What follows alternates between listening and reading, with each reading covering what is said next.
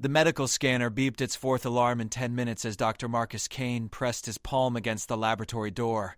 Princess Elena's fever had spiked to dangerous levels during the night, and Queen Victoria's latest summons carried the weight of desperation beneath its formal language. Kane stepped through the sterile corridors of the Royal Medical Wing, his emergency kit clutched against his chest like armor against the unknown. Royal Guard Captain Lisa Morgan stood motionless beside the princess's door, her dark eyes tracking every movement in the hallway with mechanical precision. She had maintained this exact position for 72 hours without relief, watching medical specialists enter and exit with increasingly grim expressions. The Queen's orders had been absolute. No one enters without clearance. No one leaves without reporting their findings. The princess's condition remained classified at the highest level. Kane approached the checkpoint with steady steps, though sweat trickled down his spine despite the cool temperature. He had treated dozens of royal family members over his 15-year career, but never under circumstances this severe. The princess had been healthy just 4 days ago, attending state functions with her usual bright energy. Now she lay unconscious while the kingdom's best physicians struggled to identify the mysterious illness attacking her system. "Dr. Kane," Morgan spoke without turning her head. "The Queen is waiting inside. You have 30 minutes. The door sealed behind him with a soft hiss, trapping him in a world of medical equipment and barely controlled panic. Queen Victoria sat beside her daughter's bed, her usually perfect appearance showing cracks of exhaustion. Dark circles shadowed her eyes, and her royal blue dress bore wrinkles from days of constant vigil. Princess Elena, normally vibrant at age 12, appeared fragile and pale against the white sheets, her breathing shallow and labored. "The fever won't break," the Queen said without preamble. "Dr. Harrison believes it's a viral infection, but his treatments aren't working. Dr. Patricia suspects autoimmune complications, and her immunosuppressants have made things worse. You're my final option before we consider experimental procedures." Kane set his equipment on the bedside table and began his examination. The princess's pulse raced at dangerous speeds, her skin burned with fever, and strange purple marks had appeared along her neck and arms. He had seen similar patterns before during his residency in rural hospitals where rare diseases occasionally surfaced among isolated populations. "Your Majesty," he said carefully, "these symptoms match a condition I encountered years ago. It's not viral or autoimmune. It's a reaction to environmental toxins, specifically organic compounds found in certain imported fabrics." The Queen's eyes sharpened. "Fabrics?" The princess wore a new dress to last week's cultural summit. Traditional garments from the Meridian Islands often contain natural dyes that can trigger severe allergic responses in sensitive individuals. The reaction can mimic serious infections if left untreated. Kane opened his emergency kit and withdrew a specialized antidote he had developed after treating similar cases in his early career. The treatment was unconventional, requiring precise timing and careful monitoring, but it had proven effective when traditional medicine failed. "This medication will neutralize the toxins in her system," he explained while preparing the injection. "The fever should begin dropping within hours, and the skin discoloration will fade over the next few days." Queen Victoria watched every movement with intense focus. "Are you certain?" "The evidence strongly supports this diagnosis. Her symptoms, the timeline, and the environmental factors all align. This treatment carries minimal risk compared to the experimental options being considered." Kane administered the injection with steady hands while monitoring the princess's vital signs. Within minutes, her breathing became less labored, and the flush in her cheeks began to fade slightly. The medical equipment registered subtle improvements across multiple indicators. "How do you know about this condition?" the Queen asked. "I spent 3 years working in remote regions where imported goods sometimes caused unexpected medical problems. Pattern recognition becomes essential when standard protocols fail." The princess stirred slightly, her eyelids fluttering as consciousness began to return. Queen Victoria gripped the bed rail with white knuckles, hope and fear warring across her features. "If this works," she said quietly, "you will have saved not just my daughter's life, but the future of our kingdom." "Elena is my only heir." Kane continued monitoring the princess's progress while systems stabilized one by one. The crisis was passing, but the implications stretched far beyond this single patient. The royal succession, international relations, and the kingdom's stability all hinged on the recovery happening before his eyes. Outside the medical wing, Captain Morgan maintained her vigilant watch, unaware that inside, a remarkable transformation was beginning to unfold. The princess opened her eyes fully as dawnlight filtered through the medical wing's reinforced windows. Her fever had broken completely during the night, and the dangerous purple markings on her skin had faded to barely visible shadows. Queen Victoria had finally allowed herself to sleep for 2 hours, while Dr.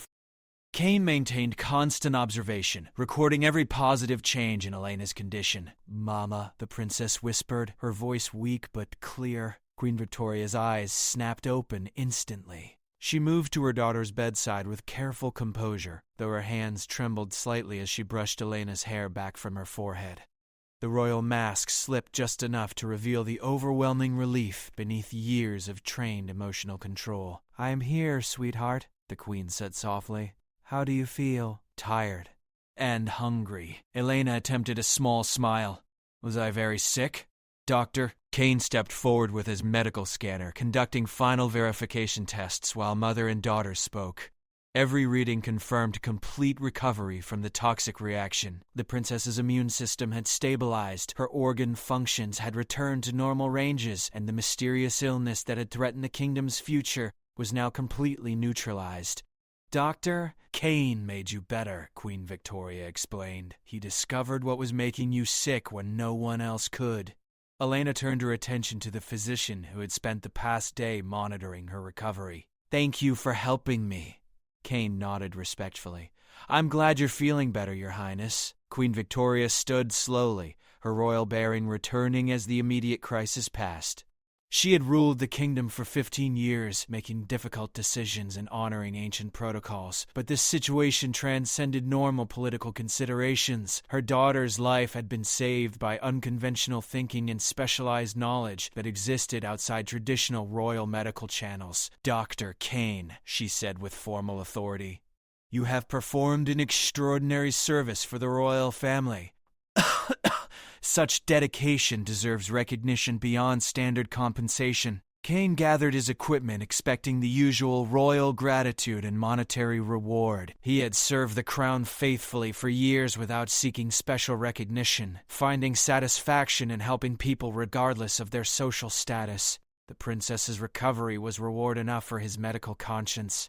"Captain Morgan," the queen called through the communication system. The guard entered immediately, her professional demeanor unchanged despite witnessing days of royal family stress. "Your Majesty, escort Dr. Kane to the private reception chamber. I will join you both shortly."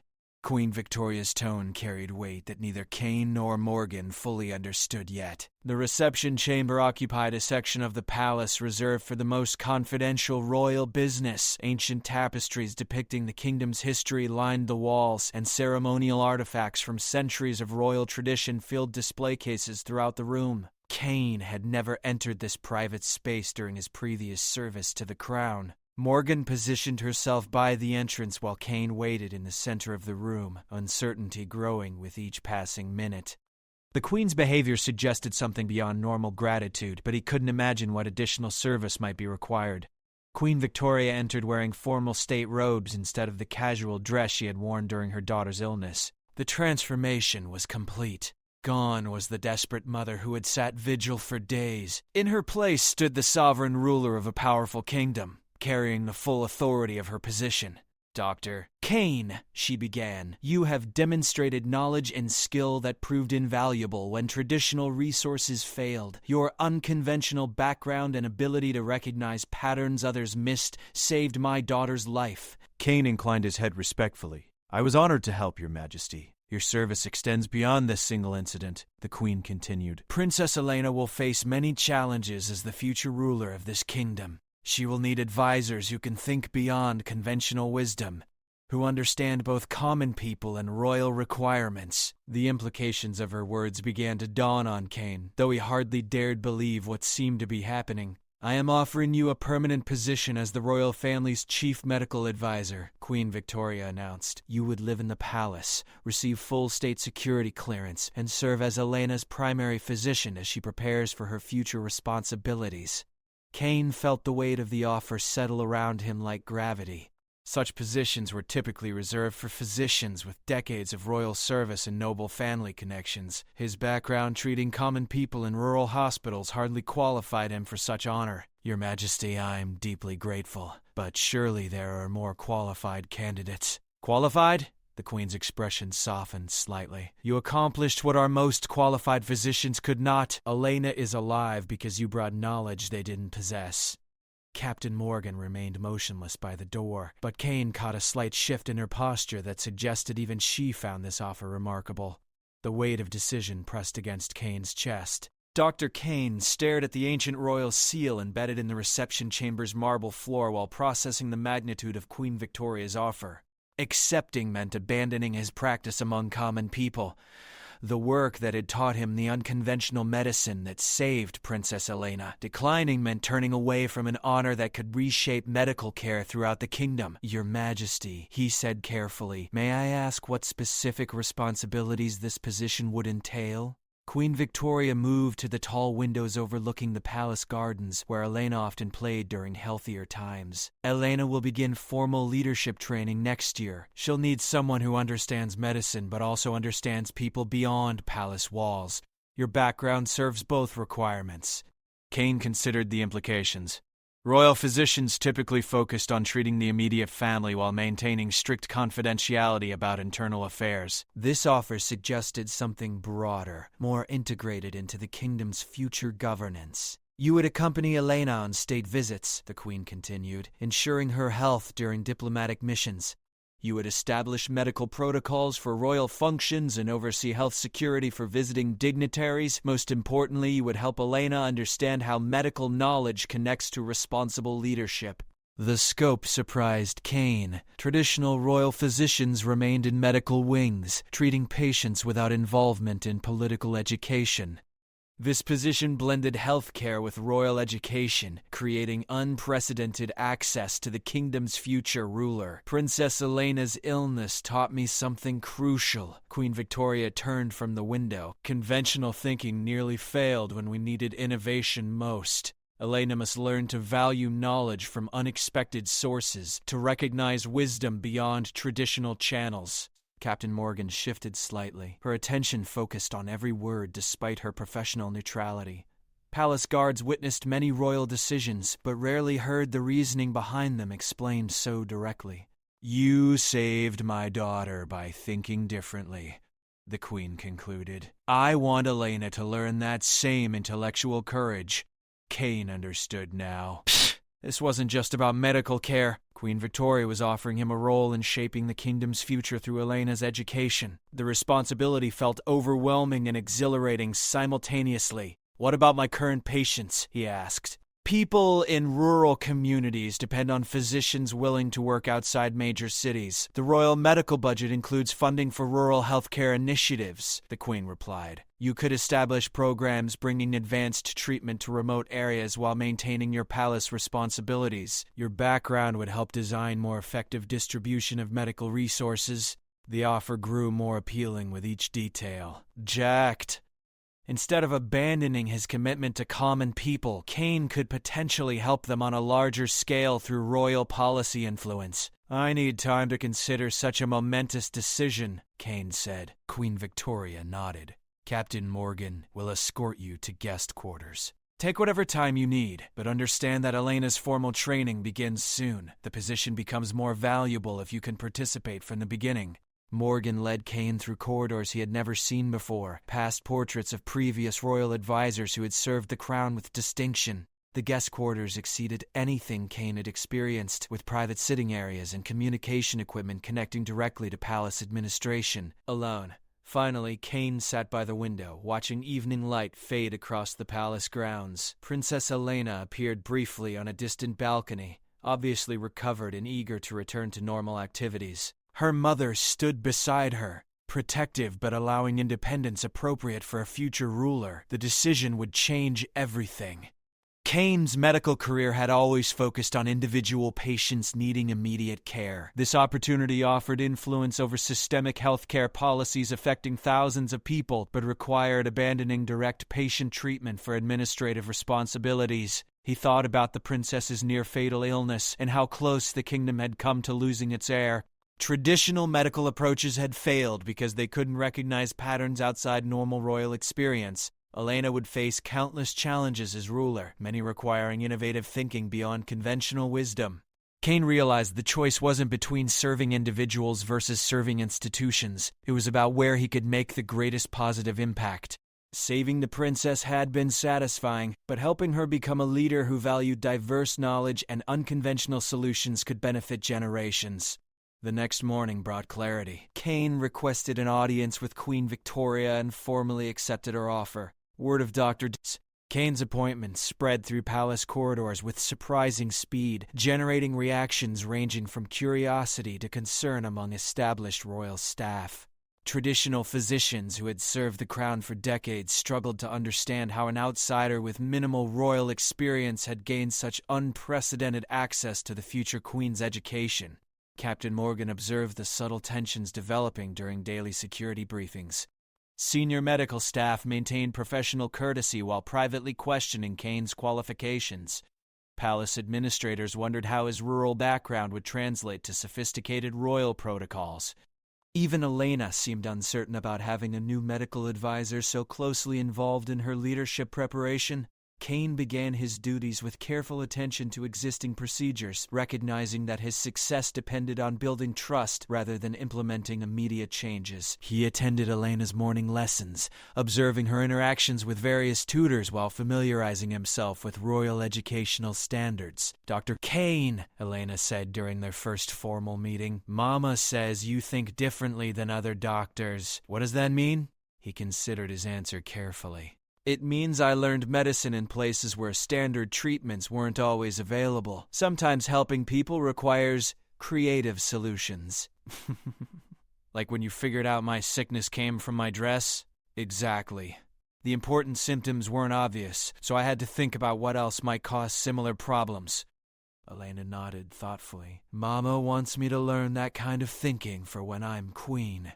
Kane understood that the princess already grasped the core concept. His role would be helping her apply innovative thinking to leadership situations beyond medical problems. Their first lesson focused on healthcare policies affecting rural communities. Kane described conditions he had encountered in remote villages, explaining how geographic isolation created medical challenges unknown in palace environments. Elena listened intently, asking questions that revealed genuine concern for people living far from royal attention. "Why don't those communities have better hospitals?" she asked. "Resources are limited," Kane explained.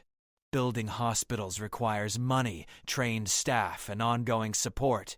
Rural areas often lack the economic foundation to sustain advanced medical facilities."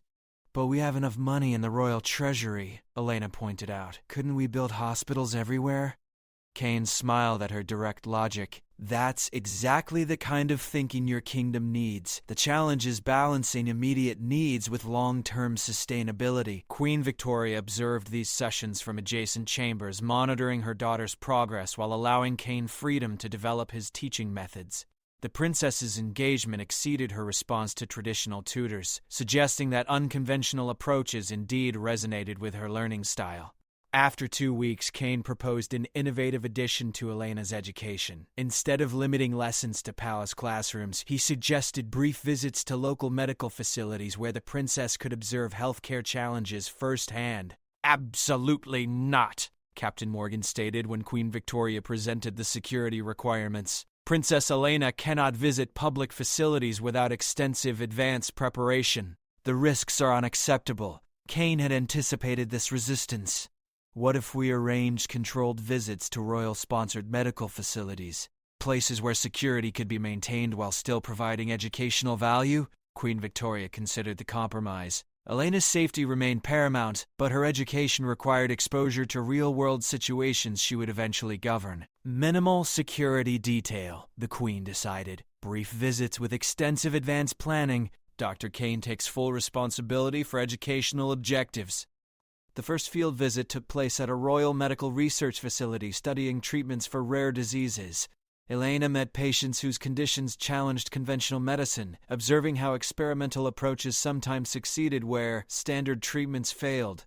These people remind me of my own sickness, Elena told Kane privately. They need doctors who think differently, too.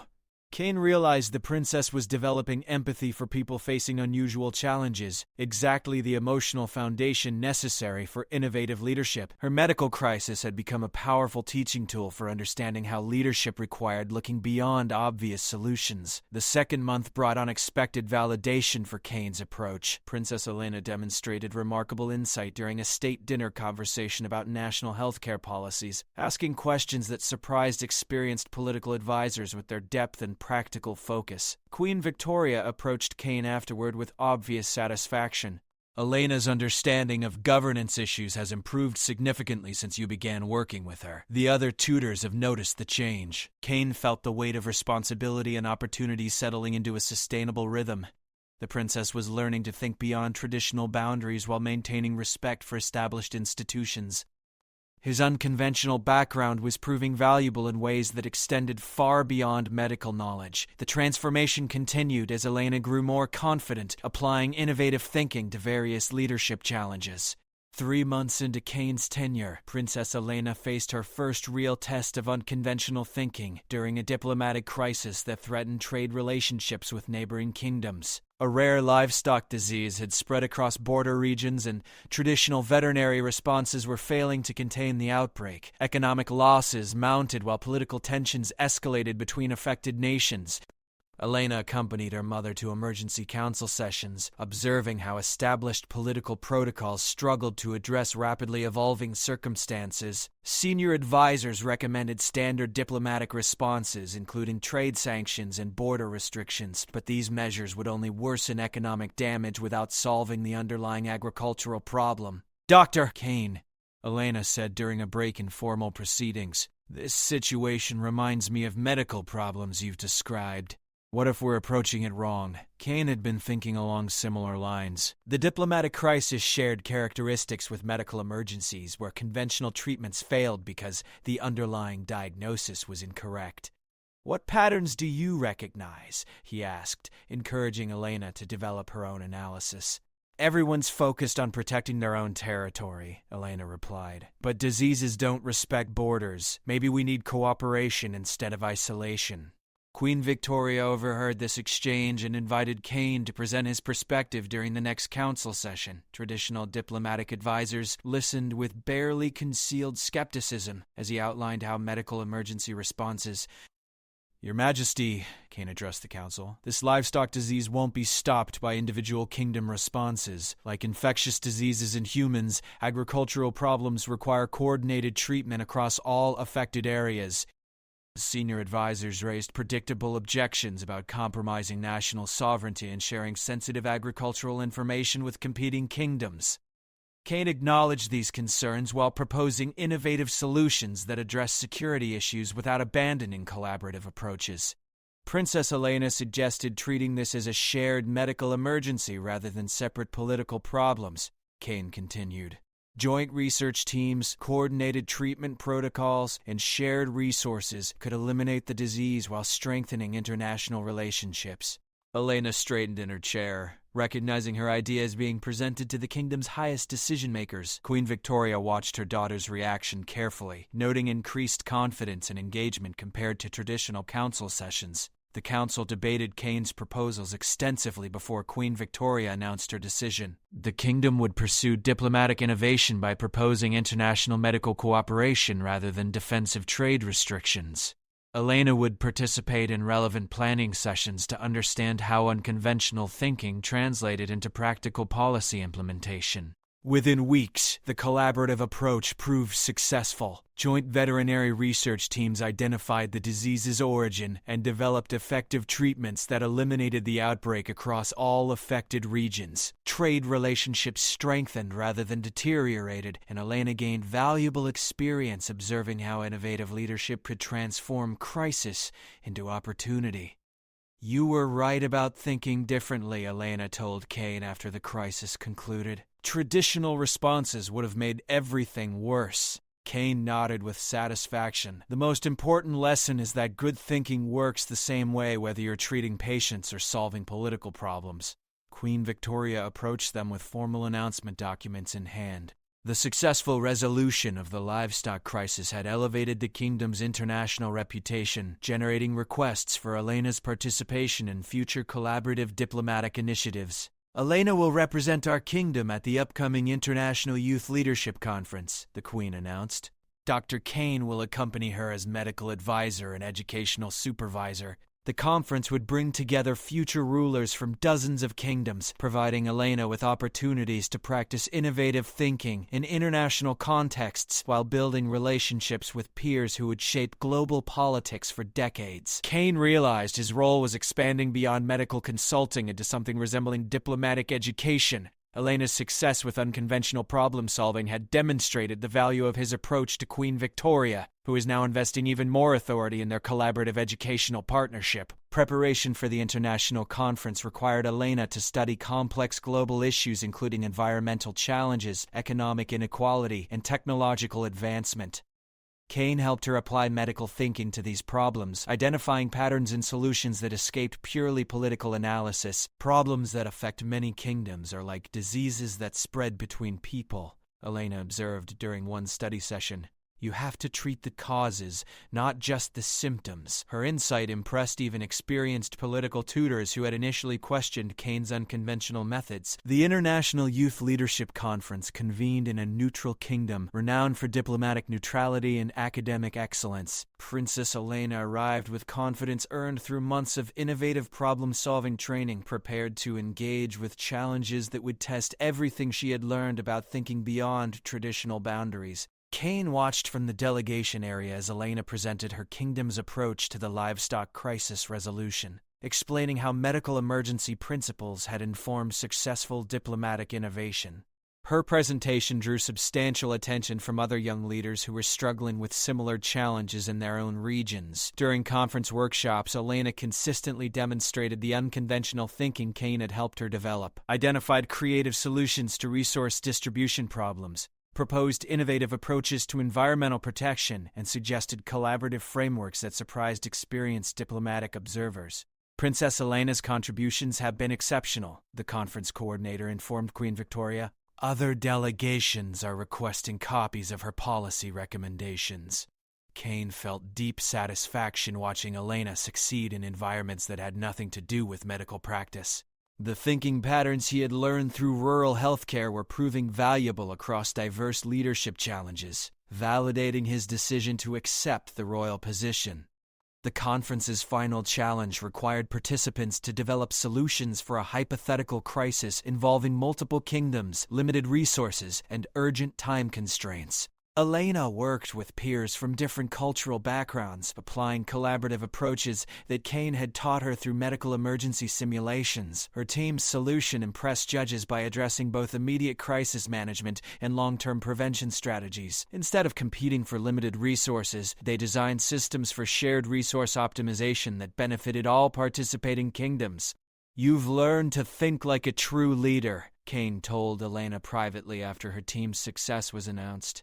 "I had a good teacher," Elena replied with genuine gratitude. Queen Victoria approached them with news that would reshape Kane's role permanently. The success at the international conference had generated requests for Elena's involvement in ongoing global leadership initiatives, including a permanent position on an international youth advisory council. "Dr. Kane," the Queen said formally, "your educational methods have exceeded all expectations." Elena's development as a future leader has accelerated beyond what traditional tutoring could have achieved. Kane understood that his experimental approach had proven itself conclusively. Elena's success at the conference demonstrated that unconventional thinking could indeed prepare royal heirs for increasingly complex global challenges. "I want to expand your responsibilities," Queen Victoria continued. "Elena will need support for her international commitments while maintaining her domestic education. Would you consider becoming her permanent senior advisor?" The offer represented complete acceptance into the kingdom's power structure. Kane would transition from experimental teacher to established royal advisor, with authority to influence policy decisions and educational priorities throughout Elena's preparation for eventual rule. Kane looked at Elena, who was watching this conversation with obvious hope. She had thrived under his guidance and clearly wanted their educational partnership to continue. Queen Victoria waited patiently for his response, though her expression suggested she already knew his answer. "I would be honored to continue serving Princess Elena and the kingdom," Kane replied. As the conference ended, Kane realized his decision to leave rural medicine had ultimately enabled him to help more people than he could have ever treated individually. Through Elena's education, he was influencing policies that would affect millions of citizens throughout her future reign. The journey from emergency medical consulting to permanent royal advisory represented the most dramatically positive career transformation Kane could have imagined. 6 months later, Princess Elena's reputation as an innovative young leader had spread throughout neighboring kingdoms, generating invitations for consultations on problems ranging from agricultural policy to educational reform. Her ability to apply unconventional thinking to complex challenges had become legendary among international diplomatic circles, with experienced leaders seeking her perspective despite her young age. Kane accompanied Elena to a regional summit addressing environmental conservation challenges that traditional political approaches had failed to resolve. Decades of competing national interests had prevented effective cooperation, while ecological damage accelerated beyond any single kingdom's ability to control. Elena proposed treating environmental problems like epidemic diseases requiring coordinated medical responses. Instead of competing for resources, kingdoms could share research, coordinate policies, and distribute conservation responsibilities based on geographic capabilities rather than political boundaries. "Environmental damage spreads like infection," Elena explained to assembled leaders. "Individual treatment fails because the source remains active in untreated areas."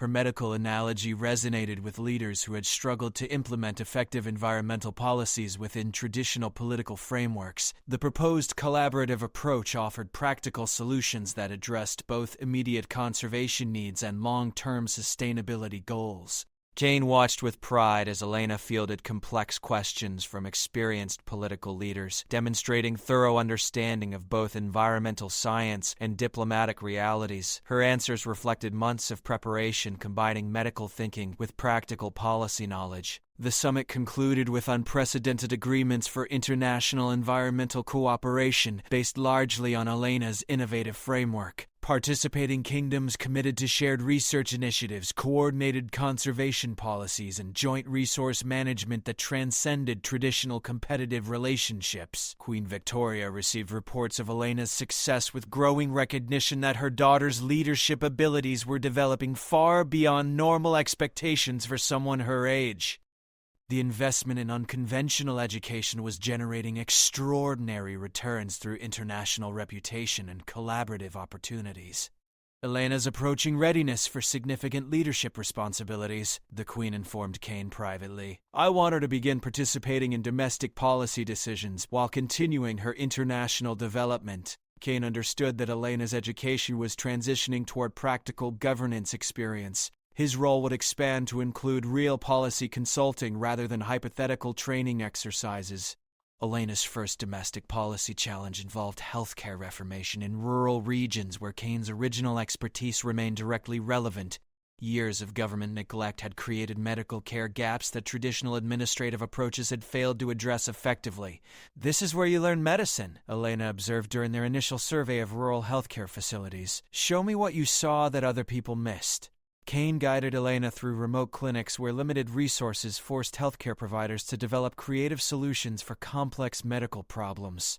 She witnessed firsthand how innovation emerged from necessity when conventional treatments were unavailable or unaffordable. "These doctors think like you taught me to think," Elena realized. "They solve problems by looking beyond obvious answers." Her insight pleased Kane enormously. Elena was recognizing that the thinking patterns she had learned were already being practiced by people facing real challenges, validating the practical value of unconventional approaches to problem solving. Elena spent weeks observing rural medical practices before proposing comprehensive healthcare reforms that combined increased funding with innovative service delivery methods. Her proposals addressed both resource limitations and geographic challenges through creative policy design that impressed experienced governmental administrators. Princess Elena's healthcare proposals demonstrate sophisticated understanding of complex policy implementation, the Royal Domestic Policy Advisor reported to Queen Victoria. Her recommendations are both practical and innovative. Kane realized Elena had successfully applied lessons learned through medical training to create effective governmental solutions.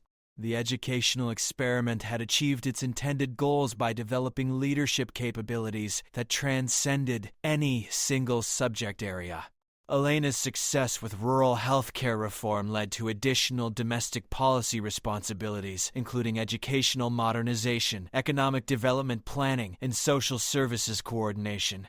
Each project demonstrated her ability to think systematically about complex problems while maintaining focus on practical implementation. Queen Victoria began including Elena in high-level governmental meetings where domestic and international policies were coordinated. Kane attended these sessions as Elena's advisor, observing how royal decision-making balanced competing interests while pursuing long-term strategic objectives.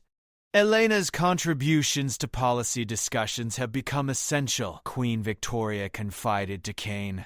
She sees solutions that escape more experienced advisors because she thinks beyond conventional limitations. Kane understood that Elena's education was nearing completion not because he had taught her everything, but because she had learned to learn independently using principles that would serve her throughout future challenges. The transition toward full leadership responsibility accelerated when Queen Victoria announced her intention to begin transferring specific governmental duties to Elena as preparation for eventual succession. Elena would assume responsibility for healthcare policy, environmental coordination, and international youth leadership initiatives while continuing broader educational development. Dr. Kane. The Queen addressed him formally during the transition announcement. Your role will evolve to match Elena's expanding responsibilities. You'll serve as her senior policy advisor for matters requiring innovative approaches to complex problems. Kane accepted this evolution with deep satisfaction. His journey from emergency medical consulting to senior royal advisory represented validation of his belief that unconventional thinking could create extraordinary value when applied systematically to important challenges. As Elena assumed her new responsibilities, Kane reflected on the remarkable transformation they had both experienced. His decision to save the princess's life through innovative medical treatment had ultimately led to reshaping royal education and policy development throughout the kingdom. Elena was becoming the leader her kingdom needed for an increasingly complex future, while Kane had discovered his greatest contribution lay not in treating individual patients, but in developing the next generation of innovative leadership. 2 years after Elena's near-fatal illness, she had become the kingdom's primary representative for international cooperation initiatives, while her domestic policy reforms were being studied and replicated by other kingdoms seeking effective governance modernization. Kane stood in the same reception chamber where Queen Victoria had first offered him the royal position, watching Elena address a gathering of international leaders who had come specifically to learn from her innovative approaches to complex governmental challenges. Effective leadership requires thinking beyond traditional boundaries, Elena told her distinguished audience. My kingdom has taught me that the best solutions often come from unexpected knowledge and unconventional perspectives. Queen Victoria approached Kane with an expression of profound gratitude. Elena's development has exceeded my highest expectations, she said quietly. Your educational methods have prepared her for challenges I couldn't have anticipated. Kane nodded with deep satisfaction. She was always intelligent and compassionate. I just helped her learn to think differently about using those qualities. The kingdom owes you a debt that transcends normal recognition, the Queen continued. You saved Elena's life, educated her for leadership, and helped establish policies that will benefit our people for generations. Kane watched Elena fielding sophisticated questions from experienced leaders twice her age, demonstrating wisdom and innovation that would have been impossible without their collaborative educational journey. Actually, Kane replied to Queen Victoria, I think we're even. Elena gave me the opportunity to help more people than I could have ever reached through individual medical practice. As the reception concluded, Elena approached them with obvious excitement about new collaborative projects emerging from the international discussions. Her enthusiasm for applying innovative thinking to global challenges remained as strong as ever, but now supported by experience and authority that enabled real implementation. Dr. Chain, Elena said. The Environmental Council wants our kingdom to lead development of international conservation protocols based on the medical emergency model we created. Will you help me design the framework? Kane smiled, recognizing that their educational partnership had evolved into something permanent and continuously expanding. Elena's success was generating opportunities for even greater positive impact through her growing influence and expanding responsibilities. "Of course," Kane replied. "We have more work to do." Queen Victoria watched this exchange with deep satisfaction, knowing that her decision to offer Kane the royal position had ultimately secured not just Elena's life, but the kingdom's future prosperity through innovative leadership education. The young doctor who had saved the princess with unconventional medical thinking had become the senior advisor who was helping her reshape how kingdoms could address complex challenges through collaborative innovation. Elena's reign, when it eventually began, would be marked by the same creative problem-solving that had saved her life and transformed her education. Kane's influence would extend far beyond any single patient he might have treated, touching countless lives through policies and international cooperation initiatives that would define governmental innovation for decades. The royal gamble on unconventional education had exceeded all expectations, creating a legacy that would benefit generations yet to come.